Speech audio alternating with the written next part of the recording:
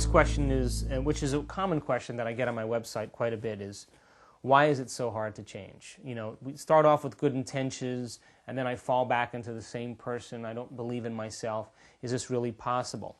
Well, let's talk about that, because we have to begin to understand that there's a certain physiology that takes place between the brain and the body. I mean, every time we have a thought, we make a chemical. If we have great thoughts or unlimited thoughts, we make chemicals that signal the body for us to begin to feel exactly the way we were just thinking, which would be great or unlimited. So this etherical thing called thought is running around in the brain, fires a set of circuits. The circuits then release chemicals, and the chemicals travel to the body as messengers to signal the body for us to feel exactly the way we were thinking. So if you were thinking unhappy thoughts or negative thoughts, in a matter of seconds, you would begin to feel unhappy or negative. So now the body then gets the signal from the brain, and we begin to have mind and body working together. We begin to have our thoughts stimulating our body, and we begin to think negatively, we begin to feel negatively. Now, once we begin to feel negative, and we're noticing that we're feeling that way, it's very appropriate for us to think equal to how we feel, which then makes more chemicals for us to feel the way we think and think the way we feel. And this chemical cycle, this chemical continuity, creates what's called a state of being. So a person says, I'm an unhappy person, because they've memorized that chemical state of being. Now, if you think about this, the repetitive cycle, the redundancy of making those same chemicals, 20 years of hatred, 10 years of anger, 15 years of judgment, the chemicals that are being created are conditioning the body over time to become the mind. So think about this. When the body becomes the mind, we're in a habit. A habit is when the body is the mind. So the person has fired the same thoughts which made the same chemicals of, say, suffering or insecurity. They think insecure thoughts or they think a suffering thought. It then signals the body for them to begin to feel insecure or to suffer. Once they begin to say suffer, then they begin to think equal to how they're feeling. They begin to think thoughts of self-pity. They begin to complain, they begin to blame, they begin to make excuses, which then makes them feel more suffering, which then allows them to continue this cycle. And when we begin to think and feel and think and feel over and over again, feelings become the means of thinking. And when we can't think greater than how we feel, we'll never change. To change actually is to think greater than how we feel. So let's just think about this now. A person has memorized a certain state. We'll say suffering because we're using that as an example. They've practiced it enough times, they've thought about it enough times, they felt it enough times. It's become their personality, an aspect of their personality. And by repeating the thoughts over and over again and repeating the feelings, I said, if we do that enough times, we condition the body to become the mind. Here's an example. So you say, well, how does the body become the mind? Well, if you're feeling in the state of mind called suffering, and you've mastered that feeling, the body knows better than the brain. And when we can repeat something that amount of times, we file it into a different memory system in which the body literally knows better than the brain. You know, if you think about it, when you can't remember a phone number in your mind, but you pick up the receiver on your phone and your hands is able to dial the number. I mean, how is that possible? It means that you've practiced that so many times that the body knows better than the brain. So most emotional reactions, most states of mind, most skills and most habits, most conditionings take place where the body knows better than the brain. So the person then who has suffered for, say, 20 years, they say, I want to consciously declare that I want to be happy. But because the body has been conditioned for 20 years to be unhappy or to suffer, the mind and the body are not working together.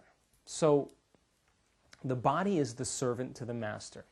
The brain and the mind is the master. If we condition the body to know better than the brain, the servant literally becomes the master, and then the master goes to sleep.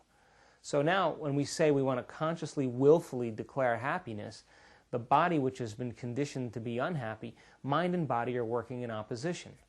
So if the body knows the state of mind of unhappiness better than the conscious brain knows happiness, because it hasn't really had the experience, then the body just takes one stray thought or one stimuli from the environment and the next stimulus from the environment. And the next thing you know, the person begins to act in repeatable ways. So to change then is to lift the mind out of the body and to put it back in the brain. And that takes an act of will. That takes effort. Nobody tells us that change is going to be difficult. Nobody says, hey, in the midst of change, you're going to be uncomfortable. Well, it's true, because when you begin to break the same chemistry, you interrupt the chemical continuity of thinking and feeling. If you say, today I'm no longer going to suffer, today I'm no longer going to feel sorry for myself, today I'm no longer going to be making excuses or blaming anybody, and you begin to stop the same thoughts and same actions, you're no longer making the same chemistry to the body, and the body begins to go in chaos. It begins to revolt because it's been conditioned for 10 or 20 years. And it begins to send signals back to the brain. And it sends signals both through the central nervous system and through the circulatory system. If we no longer think the same thoughts and make the same chemistry, the body now all of a sudden notices that it's no longer getting its habitual conditioning. The cells of the body get together and they begin to send a signal back up to the brain through the central nervous system. I call that the fast track. When the amount of chemistry is no longer being produced by the brain, a part of the brain called the hypothalamus turns on, and it's like the brain's thermostat. It notices that the chemistry for suffering is going down, and all of a sudden the thermostat begins to want to make more chemistry to bring everything back up to status quo again. I call that the slow track. So through the circulatory system and through the central nervous system, if the body has become the mind, it begins to send signals back to the brain, and those signals come in the form of what I call subvocalizations or chatter or voices that begin to tell us, you can start tomorrow, you're unworthy, this is a good reason to suffer, this doesn't feel right. And the moment we begin to respond to those voices, and we begin to accept those voices as true, we create the same chemistry that allows us to begin to act and think in predictable ways again. So most people don't change it because when they start to make their changes and they notice that they're going from mind being in one state and body being in another state, in other words, they've lived for the same way for 20 years being unhappy, and now they're going to try to willfully become happy, but the body has been conditioned to another agenda. In the process of change, there's got to be a way to begin to teach the body a new state or recondition it with a new mind. And that takes a certain amount of practice. So most people never change because first they know it's uncomfortable, and when they start to feel uncomfortable, even though the familiar may not serve them. In other words, they're happy being unhappy. As long as they continue to feel the same feelings or the feelings become interrupted, it's easier for them to go back to the familiar even if it doesn't serve them.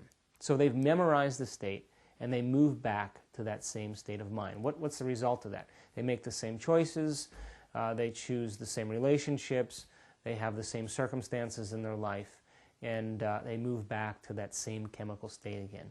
So to change then, we have to understand that we have to begin to think and act in different ways, and we have to unlearn those old states and make ourselves aware of them, and then relearn a new state, and that takes a certain amount of practice. We'll talk about that in one of the other questions.